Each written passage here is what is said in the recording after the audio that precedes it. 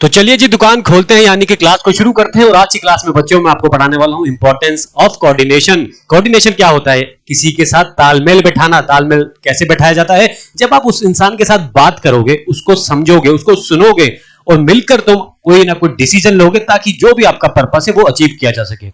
सबसे बढ़िया एग्जांपल होता है, आप मैदान में देखते होंगे फुटबॉल प्लेयर्स को, उनको तो बोलने की भी जरूरत नहीं पड़ती, बातचीत करने की भी जरूरत नहीं पड़ती, इशारों से, आंखों से वो क्या कर लेते हैं, एक दूसरे से कोऑर्डिनेट कर लेते हैं, पूरा गेम खेल लेते हैं। आप भी दिन भर सुबह स्कूल में, फिर घर में आते हो, अपने फ्रेंड्स के साथ दिन भर आप कोऑर्डिनेट करते हो। तो इसी कोऑर्डिनेशन की हम क्या करने वाले हैं, इंपॉर्टेंस जानने वाले हैं। ये जो थ्योरी लिखी हुई है इसको तो मैं बिल्कुल भी ऐसे नहीं पढ़ाने वाला। इसको पढ़ाने के लिए मेरा अलग स्टाइल है, अलग तरीका है, उसको पहले आपको समझना पड़ेगा। देखो, कोई भी ऑर्गेनाइजेशन होती है, पहले आपने ऑब्जेक्टिव्स ऑफ मैनेजमेंट में भी सीखा था कि उनका ऑब्जेक्टिव क्या होता है। शुरू में वो सर्वाइवल मोड में रहते हैं, थोड़े डरे डरे से रहते हैं कि भाई मेरी जेब से जितना पैसा लग रहा है वो वापस आ जाए बस मेरे पास, मैं सर्वाइव कर जाऊं मार्केट में। और फिर धीरे धीरे वो चौड़े होने लगते हैं, थोड़ा एक्सपेंड होने लगते हैं, उनका प्रॉफिट आने लगता है और फिर वो एक दिन इतना ग्रो हो जाते हैं, इतना एक्सपेंड करने लगते हैं कि उनके क्या होता है, उनके नंबर ऑफ प्रोडक्ट बढ़ने लगते हैं, उनकी वॉल्यूम ऑफ सेल्स बढ़ने लगती है और साथ ही साथ नंबर ऑफ इंप्लॉइज भी बढ़ने लगते हैं। नंबर ऑफ इंप्लॉइज हो सकता है पहले वो 25 इंप्लॉइज काम कर रहे थे उनकी ऑर्गेनाइजेशन में, आज 250 इंप्लॉइज काम कर रहे हो। और जैसे जैसे ही नंबर ऑफ इंप्लॉइज बढ़ेंगे तो ऑब्वियस सी बात है, दिक्कतें तो आनी शुरू होंगी ही। यही बात मैं इसमें लिखी हुई है जो मैंने आपको बताना चाह रहा हूं। कोई भी ऑर्गेनाइजेशन हो बिजनेस की, जब वो ग्रो करती है तो नंबर ऑफ इंप्लॉइज भी बढ़ने लगते हैं और जब नंबर ऑफ इंप्लॉइज बढ़ेंगे तो खामखा की दिक्कतें आनी शुरू हो जाती हैं। क्योंकि इसके दिक्कतें आने का रीजन क्या है? क्योंकि हर इंप्लॉइज की ना आदतें, जो हैबिट होती हैं वो अलग अलग होती है। कोई इंप्लॉय तो पंक्चुअल है, टाइम पे आएगा, टाइम पे जाएगा, और बहुत सारे इंप्लॉय होते हैं जो पंक्चुअल नहीं होते हैं, जब मर्जी आ रहे हैं, जब मर्जी चले जाते हैं। कोई बहुत शाय होता है, बात नहीं करना चाहता, इंट्रोवर्ट है, तो शाय होगा तो बात नहीं करेगा तो काम को समझेगा कैसे। कई लोगों को मजाक करना बड़ा पसंद है, काम कर रहे हैं मजाक कर लो, तो दूसरे को भी डिस्टर्ब करना। तो सबकी आदतें अलग हैं, सबका बैकग्राउंड अलग है। कोई मिडिल क्लास से आया है, कोई लोअर क्लास से आया है, कोई मिडिल लोअर क्लास से आया है, कोई एलीट क्लास से आया है, कोई हाई क्लास से आया है, अलग अलग बैकग्राउंड से सब आए हैं और मिलकर काम करते हैं। ठीक है जी, तो इनकी सोच भी अलग अलग होगी, इनकी अप्रोच भी अलग है, यानी कि स्टाइल ऑफ वर्क अलग है। इनको अलग अलग सिचुएशन दे दो ना तो ये सभी अलग अलग रिएक्शन करेंगे। मान लो किसी एक इंप्लॉय को काम दिया कि ज्यादा काम दे दिया कि आज तेरे को ज्यादा काम करना पड़ेगा, तो मन ही मन में वो गालियां बकेगा, भाई यार इतना काम देते हैं, कल भी करा था, परसों भी करा था, रोज मैं ही काम करूंगा क्या सारा। और वहीं किसी दूसरे इंप्लॉय को काम दे दो, वो खुश हो जाएगा, कहेगा हाँ और काम दो, ये तो अपॉर्चुनिटी है मेरे लिए, मेरा तो इससे एक्सप्लोर करूंगा, मेरे को काम सीखने को मिलेगा, हो सकता है आगे जाके मेरे को प्रमोशन भी मिले। तो दोनों की अप्रोच बिल्कुल डिफरेंट है सेम काम को करने की। ठीक है जी। और इनके गोल्स भी होते हैं, इनके अपने पर्सनल गोल भी है सभी इंप्लॉइज के। जैसे कि किसी का गोल है कि ज्यादा सैलरी मिले, कोई चाहता है मेरे को प्रमोशन मिले, कोई चाहता है मेरे को ज्यादा से ज्यादा एक्सपीरियंस मिले। सबकी अलग अलग डिमांड है, अलग अलग गोल्स हैं ऑर्गेनाइजेशन को ज्वाइन करने के। ठीक है जी। और मैनेजमेंट को क्या करना पड़ता है, इन सभी से डील करना पड़ता है और ऑर्गेनाइजेशन का गोल अचीव करवाना पड़ता है। ठीक है ना। मगर कैसे अचीव होगा, क्योंकि इनके तो अपने पर्सनल गोल भी है। यहीं पर काम आता है कोऑर्डिनेशन, यहीं पर काम आएगा कोऑर्डिनेशन। कोऑर्डिनेशन क्या करेगा, कोऑर्डिनेशन करेगा मैनेजमेंट के द्वारा किया जाएगा कोऑर्डिनेशन। मैनेजमेंट क्या करेगा, इंडिविजुअल जितने भी इंप्लॉइज हैं उनसे इंडिविजुअली या फिर ग्रुप में बात करेगा, उनको समझाएगा, उनको बताएगा कि जो भी आपका पर्सनल गोल है ना वो अचीव तभी हो सकता है जब आप कंट्रीब्यूट करेंगे ऑर्गेनाइजेशन का गोल अचीव करवाने में। अगर आप प्रमोशन चाहते हैं तो कोई दिक्कत नहीं है, प्रमोशन मिलेगा, हम मैनेजमेंट है आपका काम देख रहे हैं। अगर आप काम करेंगे, कंट्रीब्यूट करेंगे ऑर्गेनाइजेशन का गोल अचीव करवाने में तो बिल्कुल आपको प्रमोशन मिलेगा। आप सैलरी बढ़वाना चाहते हैं, काम करिए, ऑर्गेनाइजेशन का गोल अचीव करवाइए, आपको सैलरी भी बढ़ा दी जाएगी। तो सबके जो पर्सनल गोल है उनको ऑर्गेनाइजेशन के गोल के साथ हार्मोनाइज कर देना ऑर्गेनाइजेशन के goal with individual goals of the employees. Harmonise मतलब एक तरीके का लिंक स्थापित कर देना कि आपका पर्सनल गोल भी अचीव हो जाएगा, बस प्रोवाइडेड आपको ऑर्गेनाइजेशन का गोल भी साथ में अचीव करवाना है, अपना कंट्रीब्यूशन देना है, जो आपका काम है उसको अच्छे से करना है। ठीक है जी। यही बात जो मैंने आपको बताई है अभी तक, यही थ्योरी में लिखी हुई है। अगर मैं थ्योरी पढ़ाने बैठ जाता तो आप लेट जाते, सो जाते अभी तक। तो इस तरीके से आपको समझना होगा, ये माइंड मैप होता है, इसको भी आप बना लें तो ज्यादा बेहतर है। कि ऑर्गेनाइजेशन क्या होती है, जब जब ग्रो होने लगती है तो नंबर ऑफ एम्प्लॉइज भी बढ़ने लगते हैं, नंबर ऑफ एम्प्लॉइज बढ़ते हैं तो सबकी आदतें अलग है, बैकग्राउंड अलग है, अप्रोच अलग है, गोल अलग है, तो उसी को कोऑर्डिनेट करता है। कोऑर्डिनेट मतलब तालमेल बिठाता है। कौन बिठाता है? मैनेजमेंट एम्प्लॉइज के साथ। तालमेल कैसे बिठाया जाता है? जब वो बात करेंगे, उनसे सुनेंगे, उनकी बात सुनेंगे कि भाई तुम चाहते क्या हो। जब ये बात पता चल जाएगी तो फिर एक डिसीजन लिया जाएगा। डिसीजन क्या होगा कि आपका जो गोल है वो अचीव करवाया जाएगा, आप ऑर्गेनाइजेशन का गोल अचीव करवाए। That's it. ठीक है जी। अब हम ये जो थ्योरी लिखी गई है, अब हम इसको पढ़ सकते हैं। ठीक है ना। वैसे तो आप खुद भी पढ़ेंगे ना इसको तो कोई दिक्कत नहीं आएगी, क्योंकि वही चीज है जो मैंने आपको इसमें लिखवाई है। तो जल्दी से पढ़ते हैं इसमें लिखा क्या है। As organization grow in size, the number of employees in the organization also increases. ये वही बोला गया, जैसे जैसे ऑर्गेनाइजेशन का साइज बढ़ने लगता है तो नंबर ऑफ एम्प्लॉइज भी बढ़ने लगते हैं, ऑब्वियस सी बात है। At times it may become difficult to integrate their efforts and activity. तो दिक्कतें आने लगती हैं, जैसे जैसे साइज बढ़ता है ना तो दिक्कतें आती हैं। किस चीज में दिक्कतें आती हैं? इतने सारे एम्प्लॉइज है, सब अपना अपना काम कर रहे हैं ऑर्गेनाइजेशन का गोल अचीव करने के लिए। तभी ऑर्गेनाइजेशन का गोल अचीव होगा जब इनके काम को इंटीग्रेट कर दिया जाएगा, यानी कि मिला दिया जाएगा, एक दूसरे से लिंक स्थापित कर दिया जाएगा। ठीक है ना। तो उसमें दिक्कतें आती हैं इंटीग्रेशन करने में। All individuals differ in their habits, सबके हैबिट्स अलग है, बैकग्राउंड अलग है, इनका अप्रोच अलग है, और एक दूसरे से रिलेशनशिप भी अलग है। ठीक है ना। कई देखते होंगे आप, सुना होगा आपने भी कि जब एम्प्लॉइज काम कर रहे हैं तो कईयों के बीच में तो कभी गहरी दोस्ती हो जाती है, कई लोग दुश्मन बन जाते हैं, और कई जैसे कि इंट्रोवर्ट भी होते हैं और किसी से भी ना कोई दोस्ती है ना दुश्मनी है, तो सबके अलग अलग रिलेशन होते हैं आपस में। It becomes necessary to ensure that all individual work towards the common goal of the organization. तो ये नेसेसरी बन जाता है कि ये सारे इतने सारा इनके बीच में डिफरेंसेस होते हैं, उसके बावजूद भी नेसेसरी है कि इंश्योर करना कि ऑर्गेनाइजेशन का जो गोल है उसको अचीव किया जाए। ठीक है जी। But employees may have their own individual goals also, मगर एम्प्लॉइज के अपने इंडिविजुअल गोल्स भी होते हैं, पर्सनल गोल भी होते हैं। Therefore for organisations efficiency it is important to harmonise individual goals and organisation goals through coordination. Individual goals हैं, जो पर्सनल गोल है एम्प्लॉइज के, उनको हार्मोनाइज कर देना किसके साथ? ऑर्गेनाइजेशन के गोल के साथ। ठीक है जी। यही बात इसमें बताई गई थी, इसीलिए इंपॉर्टेंट इसको माना गया है किसको? कोऑर्डिनेशन को, क्योंकि ऑर्गेनाइजेशन का गोल भी साथ में अचीव करवाना है और पर्सनल गोल भी अचीव साथ साथ हो जाएगा। ठीक है जी। तो चलिए जी अब चलते हैं अगले इंपॉर्टेंस पर। इंपॉर्टेंस ऑफ कोऑर्डिनेशन क्या है, फंक्शनल डिफरेंस इसकी है, ये भी मैं थ्योरी से पहले नहीं कराने वाला। इसके लिए पहले मैं जो अपना तरीका है मेरा, वहां पर आपको लेके चलता हूं।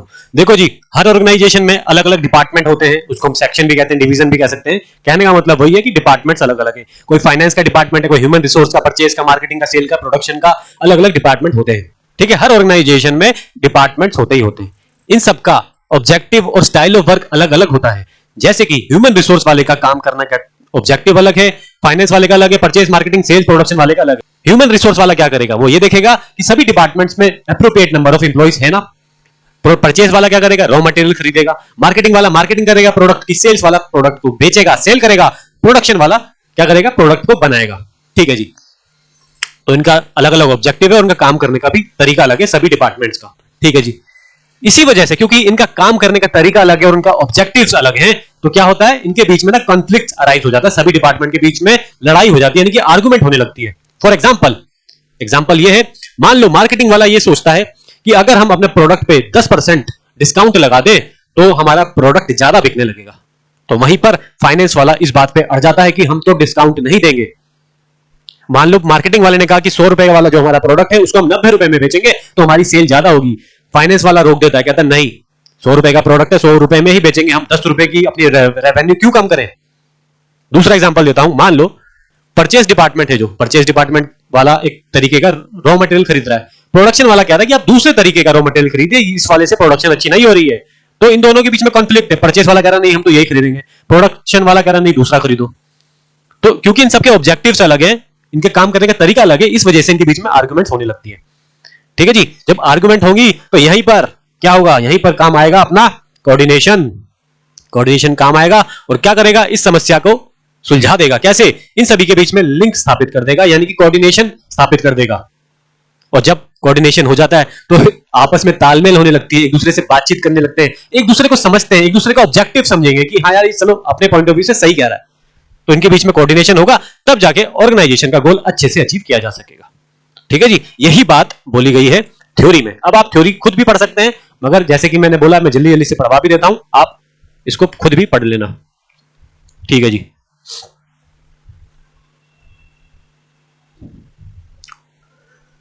तो दूसरा इंपॉर्टेंस ये है कि फंक्शनल डिफरेंस होते हैं। Functions of an organisations are divided into departments and section, ठीक है ना। डिपार्टमेंट्स बने हुए और सेक्शंस बने हुए हर ऑर्गेनाइजेशन के काम करने के लिए। In an organisation there may be a separate department of finance, production, marketing, इन सबके अलग अलग डिपार्टमेंट होते हैं। All this departments may have their own objective, सबके अपने अपने ऑब्जेक्टिव्स हैं, पॉलिसीज हैं, अपने स्टाइल ऑफ वर्क करने का अलग अलग तरीका है। फॉर एग्जाम्पल वही एग्जाम्पल दिया कि मार्केटिंग वाला कह रहा है कि 10% का डिस्काउंट देते हैं, मगर फाइनेंस वाला मना कर रहा है कि इससे क्या होगा, हमारा लॉस ऑफ रेवेन्यू हो जाएगा, हम तो नहीं दे रहे डिस्काउंट। वही बात इसमें लिखी गई है। This kind of conflict arise in organisation because each unit, यानी कि हर department is performing activities in isolation from other, यानी कि ये इस वजह से कॉन्फ्लिक्ट होते हैं क्योंकि सबका अलग अलग काम है, अलग अलग ऑब्जेक्टिव है, वो अपने काम पर फोकस कर रहे हैं, इस वजह से ये कॉन्फ्लिक्ट यानी कि ये आर्गुमेंट होने लगती है। However, all departments and individuals are interdependent and they have depend on each other for information perform their activities. इसमें बोला गया कि हर डिपार्टमेंट भले ही अपना अपना ऑब्जेक्टिव अचीव कर रहा हो, अपना अपना काम कर रहा हो, मगर इन सबका आपस में एक दूसरे के साथ क्या है, इंटरडिपेंडेंट है, एक दूसरे के ऊपर निर्भर करते हैं ये।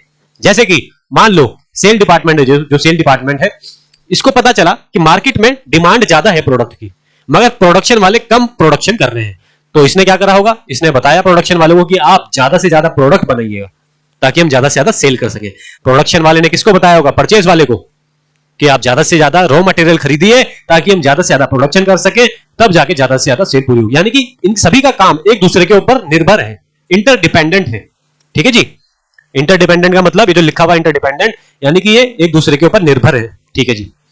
The activities of each department needs to be focused on attainment of common organisation गोल।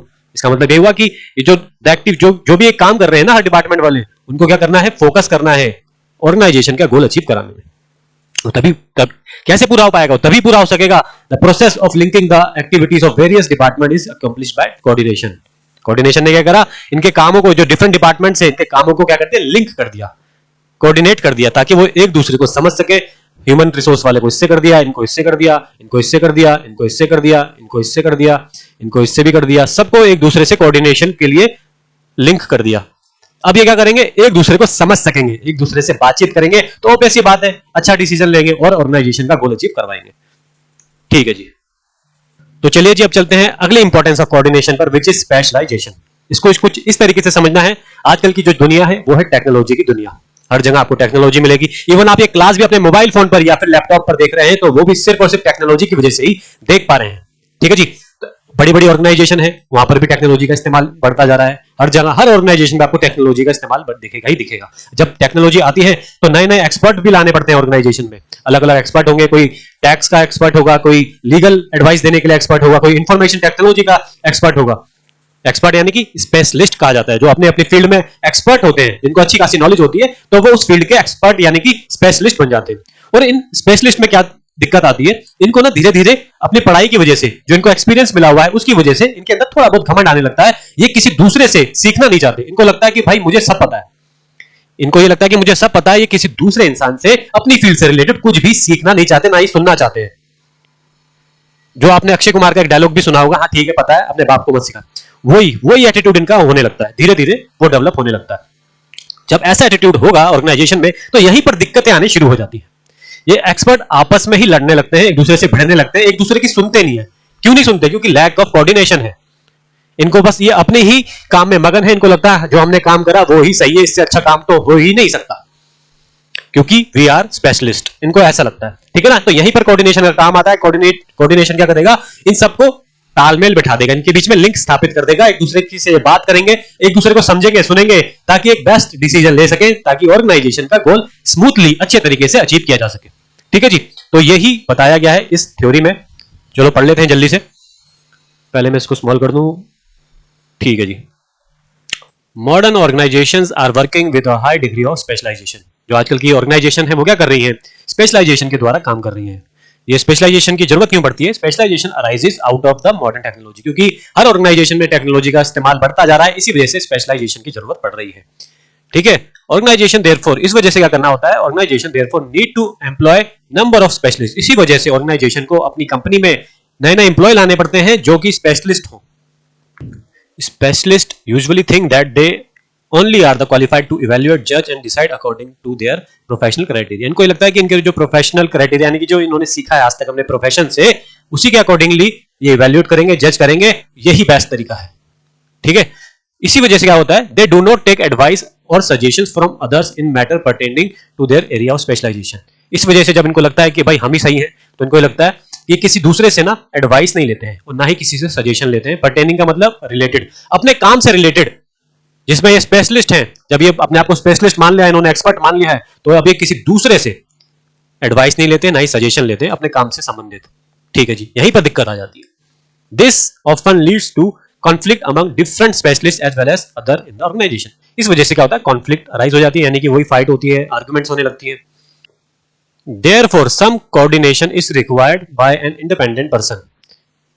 कहने का मतलब ये हुआ, थोड़ा बहुत कोऑर्डिनेशन की जरूरत पड़ जाती है इसी वजह से, क्योंकि ये किसी और की नहीं सुनते. तो यहाँ पर कोई इंडिपेंडेंट पर्सन यानी कि कोई मैनेजमेंट का एक ऐसा बंदा होगा जो इंडिपेंडेंट होगा, वो रिकंसाइल करेगा यानी कि समाधान करेगा किस किस चीज का. जो अलग अलग एक्सपर्ट हैं, जो स्पेशलिस्ट हैं, उनके जो अलग अलग अप्रोच है, उनका जो इंटरेस्ट है, जो उनके ओपिनियन है ना, उनका समाधान करेगा, उनको मिला देगा, उनको समझाएगा, आपस में उनके बीच में कोऑर्डिनेशन कराएगा. इससे क्या होगा, वो भी एक दूसरे को समझने लगेंगे, वो भी एक दूसरे से सीखेंगे.